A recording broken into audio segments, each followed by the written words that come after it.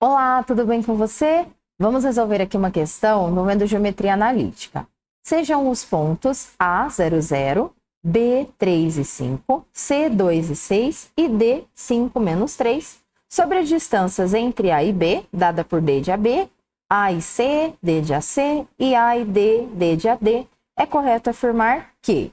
Então, ele está falando uma relação aqui entre as distâncias. Então, nós vamos calcular a distância entre os pontos A e B, A e C e A e D, tá certo? Vamos lá. Distância entre A e B é dada pela raiz quadrada, o x do ponto A, menos o x do ponto B ao quadrado, mais o y do ponto A, menos o y do ponto B ao quadrado.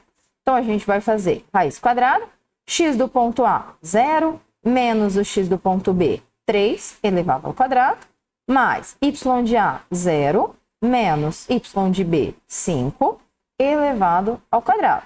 Então, vai ficar raiz quadrada de menos 3 ao quadrado, mais menos 5 ao quadrado, vai dar raiz quadrada de 9, mais 25, que é a raiz quadrada de 34.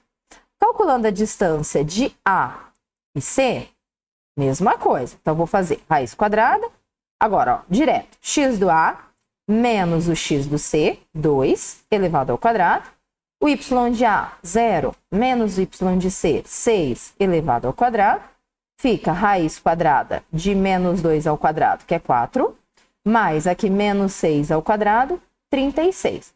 Raiz quadrada de 40. Então, a gente viu aqui que a distância de A até C ela é maior do que a distância de A até B. Então, a letra D já está errado, porque ele está falando o contrário. Está falando que a distância de A até C é menor. A raiz quadrada de 40 é maior que a raiz quadrada de 34.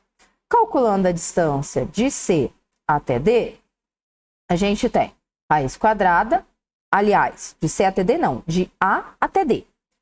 O x do A é 0, menos o x do D, que é 5, ao quadrado.